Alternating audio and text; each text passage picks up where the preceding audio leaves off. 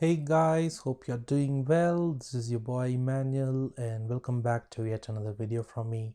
Today we're gonna look at a converter tool called Handbrake, which is used to convert video files. So without any further ado, let's get started.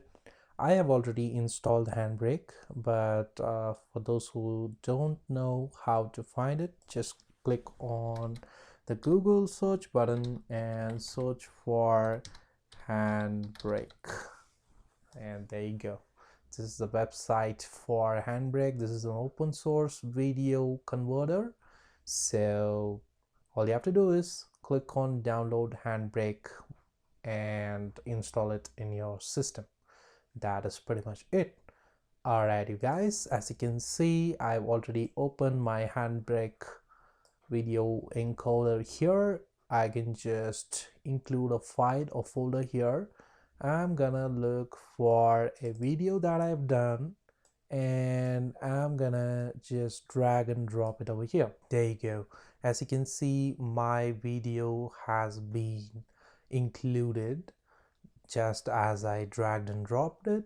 I'm gonna expand this so that you guys can have a better look. Alright, so here we've got several options where we could select the file size and file format, dimensions, and so many stuff. So here under format we have MP4, MKV, and WebM format. Most probably used format is MP4. And here when I click on dimensions, here we could set up the resolution, the borders, and is the video need to be rotated and stuff like that over here. And if I click on filters, I could actually create filters of denoising, making the chroma smooth and stuff like that. And if I click on the video options here, I could select the video encoder, which is basically the best one is H264 times 264, which is good. And here I can adjust the quality of the video to be the best quality or lower quality video. And when I click on the audio options here, I could actually select some tracks, whether it's a stereo or a mono audio. I can actually include some tracks along with the video. And if I click on subtitles, I can actually I could select the subtitles and then encode it over to my video. And if I click on chapters, I can create chapters at the the beginning of the video. I can just if I already have some chapters done, I can actually import it by clicking on import over here, and I can include chapters for my video, which is fantastic, guys. And once you have done all that, you could either click on preview to preview your final output of the video, and if everything is okay, all you have to do is click on start encode, and that is it. You can see queue finished. Okay, as you can see at the bottom here, the queue has finished.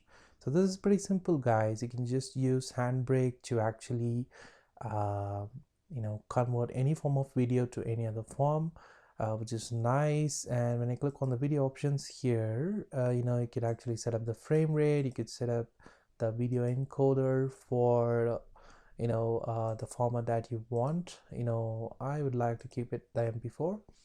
And when I click here, we could just click on the fast 1080p 30, which is pretty universal, where all the video editors would allow these type of videos to be edited.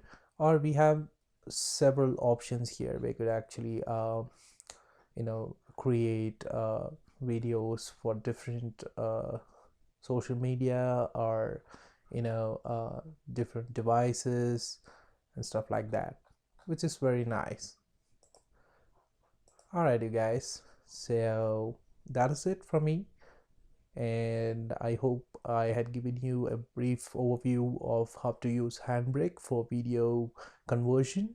So until I see you guys in the next video, it's bye bye from Emmanuel. Take care, you guys. If you like my videos, please subscribe and look out for the other videos that I'm gonna post.